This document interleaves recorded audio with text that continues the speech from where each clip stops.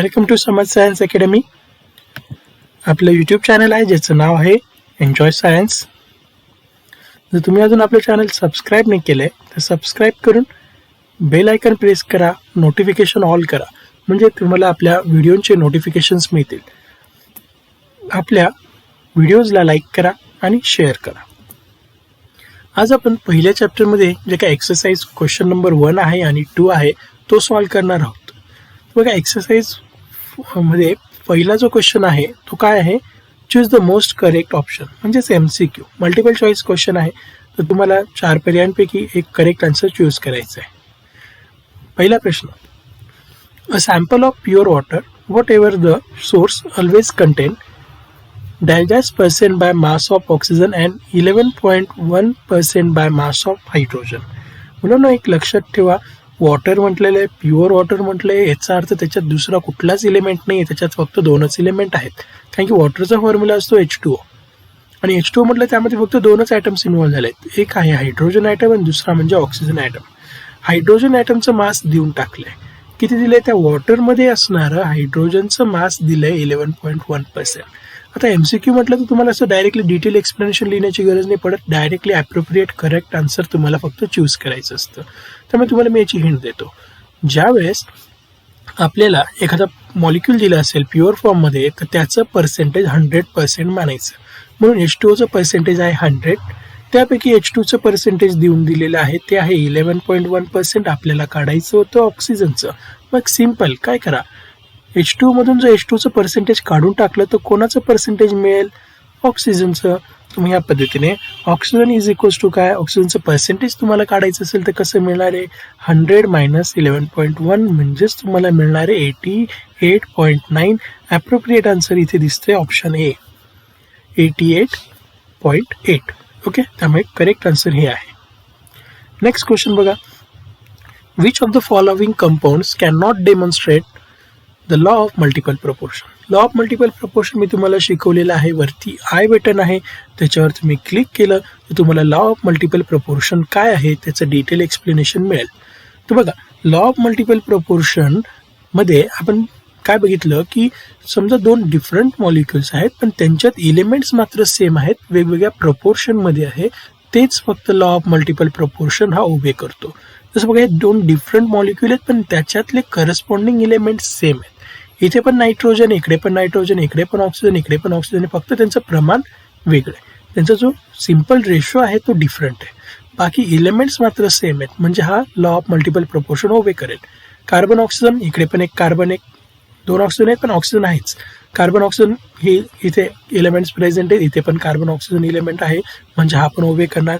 इथे हायड्रोजन आहे, ऑक्सिजन, इकडे पण हायड्रोजन ऑक्सिजन आहे, म्हणजे हा पण लॉ ऑफ मल्टिपल प्रपोर्शन ओबे करेल. इथे बघा सोडियम आहे, इथे सोडियम आहे पण सल्फर इथे नाही आहे किंवा फ्ल्युरिन इकडे नाही आहे, म्हणजे डी हा option law of multiple proportion obey करत नाही. आणि त्यांनी तेच विचारले की कोण ओबे नाही करणार, तर D is the correct answer. Which of the following temperature will read the same value on Celsius and Fahrenheit scale. मुलांनो, तुम्हाला झूम मीटिंगच्या वेळेस मी तुम्हाला एक सेल्सिअसचं कन्व्हर्जन फॅरनहाइटमध्ये किंवा फॅरनहाइटचं कन्व्हर्जन सेल्सिअसमध्ये कसं करतात त्याचं एक्सप्लेनेशन दिलेलं होतं. त्याच्यासाठी एक फॉर्म्युला आहे, इव्हन डिग्री सेल्सिअस आणि केल्विनसाठी सुद्धा असतो. तर तुम्हाला प्रश्न विचारला आहे, आता बघा ऑप्शन सर्व डिग्री सेल्सिअस दिलेले आहेत. मग हा -40 डिग्री सेल्सिअस ना, त्याचं पण -40 फॅरनहाइटच यायला हवं, किंवा हा 40 आहे तर त्याचं पण म्हणजे फॅरनहाइट आणि डिग्री सेल्सिअस दोघांचे टेम्परेचर सारखेच यायला हवे. असं कुठे असणार, एला असणार, बीला असणार, सीला असणार का डीला. आता हे सॉल्व्ह करण्यासाठी तुम्हाला तो फॉर्म्युला माहिती असणं गरजेचं आहे. तो फॉर्म्युला हा आहे की कुठलंही डिग्री सेल्सिअस टेम्परेचर दिलं असेल, कुठलंही डिग्री सेल्सिअस टेम्परेचर दिलं असेल त्याला फॅरनहाइटमध्ये करण्यासाठी हा फॉर्म्युला आहे. बरं, Fahrenheit is equals to 9/5 degree Celsius plus 32. आपल्याला किती डिग्री, पहिलं एक एक ऑप्शन आपण चेक करू. डिग्री सेल्सिअसचं उत्तर आणि फॅरनहाइटचं उत्तर सेम आलं तो ऑप्शन आपला करेक्ट. आता त्यांनी किती डिग्री सेल्सिअस दिले, -40. मग ह्या डिग्री सेल्सिअसच्या ठिकाणी मी व्हॅल्यू सबस्टिट्यूट करतो, -40.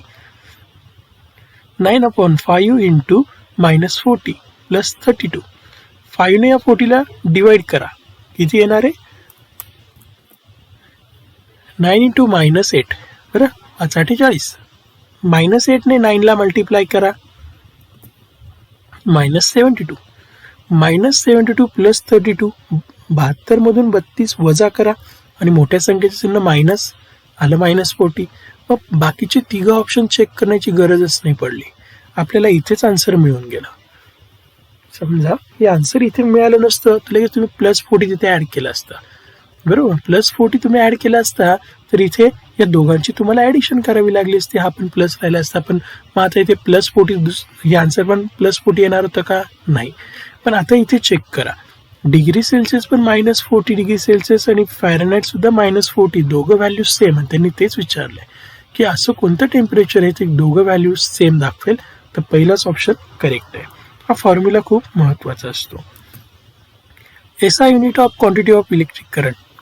Electric current is the one of the fundamental quantity. 7 fundamental quantity शिकवल्या, त्यातली ही एक फंडामेंटल क्वांटिटी आहे आणि ज्याचं SI युनिट काय असतं तुम्हाला माहिती आहे.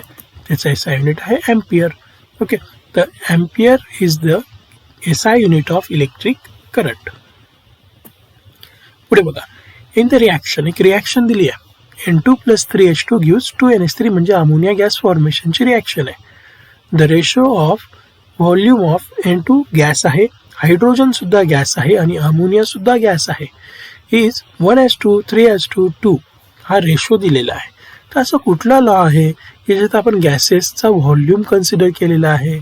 गॅसेसचा व्हॉल्यूम तुम्हाला डायरेक्टली इथे दिसून पण जातोय. कुठला असा ऑप्शन आहे ज्याच्यात गॅसेस व्हॉल्यूम म्हटलेलं आहे, तर गॅसेस व्हॉल्यूम इथे दिलं आहे. तर डेफिनेट प्रपोर्शन, रेसिप्रोकल, मल्टिपल प्रपोर्शनमध्ये आपण व्हॉल्यूम कन्सिडर केलेले नाही आहे. बरं, गे-लुसेक्स लॉ ऑफ गॅसेस व्हॉल्यूम, तर तो लॉ आपण इथे बघू शकतो. तर गॅसेस व्हॉल्यूम हे त्याचा आन्सर आहे.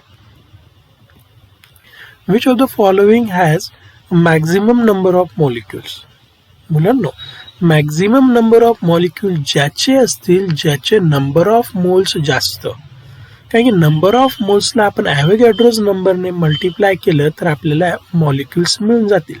मग तुम्ही काय काम करा की सर्वात पहिले 4 ऑप्शन दिलेत ना, त्यांचे नंबर ऑफ मोल्स शोधून घेऊ. नंबर ऑफ मोल्स झूम मीटिंगमध्ये तुम्हाला मी एक्सप्लेन केलेलं होतं. नंबर ऑफ मोल्सचा फॉर्म्युला असतो n = गिवन मास. जसं याचं गिवन मास किती दिलं आहे 7 अपॉन त्या N2चं मोलर मास.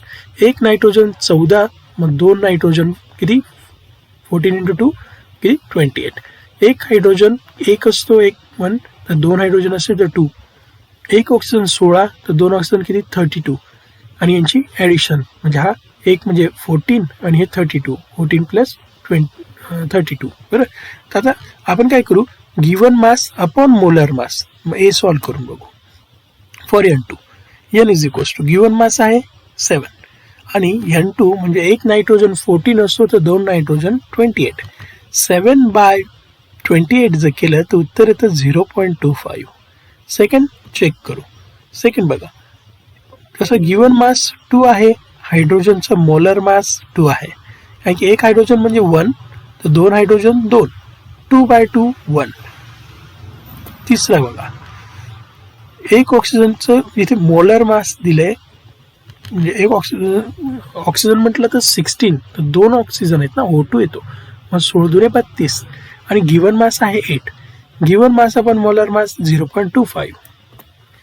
पुढे NO2 एक नायट्रोजन किती, एक नायट्रोजन 14 आणि हे 2 ऑक्सिजन 32 किती 46 होत आहे. त्यांचं गिवन मास आपण मोलर मास केलं तर हे उत्तर येतं आहे. तुम्ही बघा बरं कुठली व्हॅल्यू सर्वात मोठी आहे. ही 0.25 आहे, 0.25 आहे, 0.4347 आहे, हा 1 आहे. मग ह्या 1ला जर तुम्ही ॲव्होगॅड्रोज नंबरने मल्टिप्लाय केलं तर येणारा आन्सर नक्कीच जास्त असेल, त्यामुळे B is the correct answer. पुढे, how many gram of H2 are present in 0.25 mole. तोच फॉर्म्युला इथे अप्लाय करायचा आहे. बरं, for H2O n = given mass upon molar mass, हा नंबर ऑफ मोल्सचा फॉर्म्युला. त्यांनी आपल्याला गिवन मास विचारले, मोलर मास आपल्याला माहिती असतं, H2Oचं मोलर मास असतं 18, कारण की हायड्रोजन 2 ऑक्सिजन 16. हायड्रोजन 2 आणि ऑक्सिजन 16 किती झाले 18. 18ने जर n म्हणजे 0.25 याला जर मल्टिप्लाय केलं तर तुम्हाला गिवन मास मिळेल. चेक करू. एन आहे दिलेला 0.25 गिवन मास, विचारलेलं आहे मोलर मास वॉटरचा असतं 18 हा 20, इकडे 0.25ला मल्टिप्लायला गेला, दोघांचं मल्टिप्लाय केलं, गिवन मास मिळालं 4.5 gram. Option A is the correct. Okay, तुम्ही ह्या पद्धतीने तुम्ही कुठल्याही म्हणजे त्यांनी जर तुम्हाला एक मोल दिलेला आहे त्याचं मोलर मास आपल्याला कॅल्क्युलेट करता येतं. मोलर मास कसं कॅल्क्युलेट करतात, वरती आय बटन आहे तिथे तुम्ही क्लिक करा, मोलर मास कॅल्क्युलेशनचा फॉर्म्युला दिलेला आहे. पुढे the number of molecules in 22.4 centimetre cube of nitrogen gas at STP. मुलांनो त्यांनी इथे सेंटीमीटर क्यूब दिलेला आहे, पण आपल्याकडे जो फॉर्म्युला आहे तो डेसिमीटर क्यूबचा आहे. त्यांनी दिलेला आहे सेंटीमीटर क्यूब. मग तुम्हाला सेंटीमीटर क्यूब आणि डेसिमीटर क्यूबमधलं रिलेशन माहिती पाहिजे. ओके, डेसिमीटर क्यूबसाठी उत्तर असतं 6.022 × 10⁻23, पण यांनी सेंटीमीटर क्यूब दिलंय म्हणजे बी आन्सर येणारच नाही. ओके, मग तुम्हाला सेंटीमीटर क्यूब आणि डेसिमीटर क्यूबचं रिलेशन मी दिलंय की 22.4 सेंटीमीटर क्यूब म्हणजे 0.0224 डेसिमीटर क्यूब, म्हणजे 3 डिजिट तो मागे जातो. 3 डिजिट 10 मधून कमी करा. मग 10⁻23 मधून 3 डिजिट जर कमी केले, कारण की हे उत्तर येणार होतं डेसिमीटर क्यूब राहिलं असतं तर, पण त्यांनी सेंटीमीटर क्यूब दिलंय तर ही जी मॅग्निट्यूड आहे ती सेम राहील, फक्त 10 फॅक्टर 3 डिजिट मागे केल्यामुळे मायनस झाला. त्यामुळे याचं करेक्ट आन्सर किती येणार आहे, त्याचं करेक्ट आन्सर 1. कारण की बघा असा फॉर्म्युला आपल्याकडे, number of moles of gas, volume of gas at STP upon 22.4 DM cube. आपल्याकडे डेसिमीटर क्यूब असतो, त्यांनी दिला आहे सेंटीमीटर क्यूब. ओके, तर मग त्याचं उत्तर आहे 6.022 × 10⁻20. Which of the following has the largest number of atoms. Periodic टेबलमध्ये जो सर्वात लहान, तो म्हणजे जो सगळ्यात आधी येतो, जो एलिमेंट सर्वात आधी येतो तो लहान. आपल्याला माहिती आहे लिथियम पिरियॉडिक टेबलमध्ये या बाकीच्या एलिमेंट्सपेक्षा आधी येतो, बरोबर. मग त्याचं गिवन मास आणि मोलर मास जर तुम्ही डिवाइड केलं तर उत्तर सर्वात मोठं येईल. मग लिथियमचं आन्सर सर्वात मोठं म्हणजे त्याच्यात नंबर ऑफ ॲटम्स पण जास्त. नंबर ऑफ मोल्सलाच आपल्याला ॲव्होगॅड्रोज नंबरने मल्टिप्लाय करून नंबर ऑफ ॲटम्स मिळू शकतात. त्यामुळे सर्वात जास्त लार्जेस्ट नंबर ऑफ ॲटम्स कोणाचे राहणार आहे, ज्याचा जो पिरियॉडिक टेबलमध्ये आधी येतोय, बरं. काही की इथे बघा सर्वांचं जे काही मॅग्निट्यूड आहे 1 ग्रॅम 1 ग्रॅम 1 ग्रॅम सर्वांचं सेम आहे. मग गिवन मास तर दिलं 1 ग्रॅम, अपॉन तुम्हाला करायचं मोलर मास. जो आधी येतो त्याचं मोलर मास कमी, डिवाइडला टर्म जर लहान असेल तर आन्सर हे जास्त येतं, पण डिवाइडला असणारी टर्म वाढत जाणार तर आन्सर लहान लहान होत जाणार. मग यांचे आन्सर्स लहानच येतील लिथियमपेक्षा.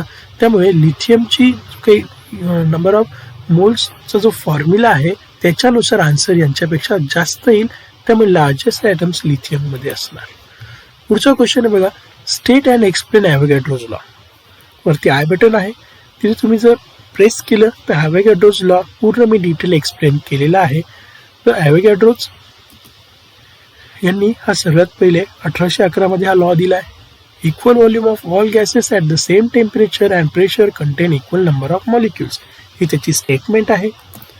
तुम्हाला हे एक्झाम्पल आहे ते तुम्ही एक्सप्लेनेशन करून मी दिलेलंच आहे.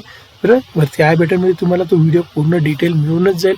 पण आता जस्ट एक्सरसाइजमध्ये मी तुम्हाला देतोय म्हणून तुम्हाला मी हे जास्त काही एक्सप्लेन करत नाही, कारण की याचं एक्सप्लेनेशन ऑलरेडी मी तुम्हाला दिलेलंच आहे. ओके, हे त्याचं एक्सप्लेनेशन झालं.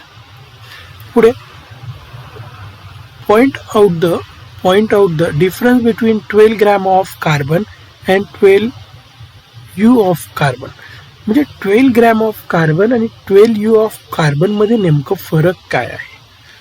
तर मुलांना इथे बघा ग्रॅम दिलं आहे, इथे U दिलं आहे. U म्हणजे युनिफाईड मास. ओके, पण नेमकं फरक काय असतो. 12 ग्रॅम जे काही मास दिलं आहे कार्बनचं ते कार्बनचं मोलर मास आहे. तर 12 U जे दिलेलं आहे ते कार्बनचं एक कार्बन ॲटमचं मास दिलेलं आहे. बरं, हे नंबर ऑफ मोल्स मिळून बरं 12 gram of carbon is the molar mass of carbon while 12 U of carbon is the mass of 1 carbon atom. हा दोघांमधला फरक आहे. How many grams does an atom of hydrogen weigh. तर त्याचं उत्तर आहे 1 आपल्याला माहिती आहे 1 AMU म्हणजे किती ग्रॅम असतो? 1 AMU म्हणजे 1.66056 इंटू 10⁻⁻24 ग्रॅम असतो. आणि हायड्रोजन पण किती असतो? 1च U असतो. मग 1 U इज इक्वल्स टू जर 1.6056 इंटू 10⁻24 ग्रॅम असतो, तर मग हायड्रोजनचं वेट सुद्धा किती येणार एका ॲटमचं? 1.66056 into 10⁻24 gram. Calculate the molecular mass of following. Molecular mass कसं कॅल्क्युलेट करतात? तर बघा, NH3 चा N असतो 14U आणि हायड्रोजन यांची सम केली म्हणजे आपल्याला मॉलिक्युलर मास मिळतं. मग N किती वेळेस आहे? 1. एक नायट्रोजन किती असतो? 14. हायड्रोजन किती टाइम्स आहे? 3. एक हायड्रोजन किती असतो? 1. 14 इंटू 1 14, 1 इंटू 1 3, 14 प्लस 3 17. म्हणजेच NH3चं मास झालं 17. ओके, म्हणजे तुम्हाला काय करायचं असतं, त्यांचे जे काही ॲटॉमिक मासेस असतात त्यांची तुम्हाला सम केली तर तुम्हाला त्यांचं मॉलिक्युलर मास मिळतं. तर मॉलिक्युलमध्ये किती ॲटम्स इन्व्हॉल्व झाले त्यांची सम करा. जसं बघा आता CH3COOH, CH3COH, C असतो 12U, O असतो 16U, H असतो 1U. हे बघा, कार्बन किती आहेत? 1 आणि हा 2 कार्बन आहे. एका कार्बनसाठी 12 तर 2 कार्बनसाठी 2 इंटू 12. हायड्रोजन किती आहे? 3 आणि हा एक 4. 4 इंटू एक हायड्रोजनचं वेट दिलं आहे 1U. ऑक्सिजन किती आहे? 2. एक ऑक्सिजन 16 तर 2 इंटू 16. हे सॉल्व केलं तर याचं उत्तर येते 60. 24, 4, 32 यांची ॲडिशन केली तर तुम्हाला किती येणार आहे? त्याचं आन्सर 60. पुढचं बघा, इथिल अल्कोहोल दिला आहे C2H5OH, CO आणि Hचं मास तर आपल्याला माहितीच आहे. कार्बन 2 आहेत 2 इंटू 12. हायड्रोजन तो 5 आणि 1 6 म्हणून 6 इंटू 1, कारण की हायड्रोजनचं 1 असतं. ऑक्सिजन एकच आहे म्हणून 1 इंटू 16. पुन्हा यांची ॲडिशन केली तर तुम्हाला मिळणार आहे 46. या पद्धतीने तुम्ही मॉलिक्युलर मास कॅल्क्युलेट करू शकता. How many particles are present in 1 mole of substance? 1 मोल ही जी क्वांटिटी असते ना ती नेहमी ॲव्होगॅड्रोज नंबर इतकी असते. आणि ॲव्होगॅड्रोज नंबर किती असतात? नेहमी 6.0221367 इंटू 10⁻23. तुम्ही शॉर्टमध्ये फक्त असं पण म्हणू शकतात 6.022 इंटू 10⁻23 पार्टिकल्स. ओके, मग याचं उत्तर हे आहे 6.022 into 10⁻23 particles. What is the SI unit of amount of substance? मोल. बरं ना, अमाऊंट ऑफ सबस्टन्स सुद्धा एक फंडामेंटल क्वांटिटी आहे जिचं SI युनिट मोल असतं आणि सिम्बॉल सुद्धा मोल असतो. The name of the unit is mole and it's symbol of unit is mole. फक्त हा शेवटी जो E आहे तो रिमूव्ह होऊन जातो. What is mean by molar volume of the gas? Last zoom मीटिंगमध्ये तुम्हाला मी एक्सप्लेन केलं की मोलर व्हॉल्यूम ऑफ गॅससाठी जो फॉर्म्युला असतो तो तुम्हाला मी लिहून पण दिला आता. आणि त्याची definition, 1 mole of any gas occupy volume of 22.4 dm³ at standard temperature 0 degree Celsius and pressure 1 atm. म्हणजे STPच्या ह्या कंडिशन आहेत, स्टँडर्ड टेम्परेचर प्रेशरच्या ह्या कंडिशन्स आहेत. याला 1 मोल ऑफ गॅस किती व्हॉल्यूम ऑक्युपाय करतो? 22.4 dm³ इतका. The volume of 22.4 dm³ at STP is known as molar volume of gas. Okay, he definition झाली मोलर व्हॉल्यूम ऑफ गॅसची. State and explain law of conservation of मास. बघा, तुम्हाला हे जे lodge आहेत ते नॉन इव्हॅल्युएटेड आहेत. तुम्हाला याच्यावर प्रश्न एक्झामला येणार नाही आहे, पण तरीसुद्धा तुम्ही मागचा व्हिडिओ बघू शकतात. त्याच्यात तुम्हाला मी याचं डिटेल एक्सप्लेनेशन दिलेलं आहे. Law of conservation of mass Antoine Lavoisier यांनी दिलेला आहे. त्यानंतर त्याची statement, mass neither be created nor be destroyed during chemical reaction, म्हणजेच mass of reactant is equals to mass of product असतं.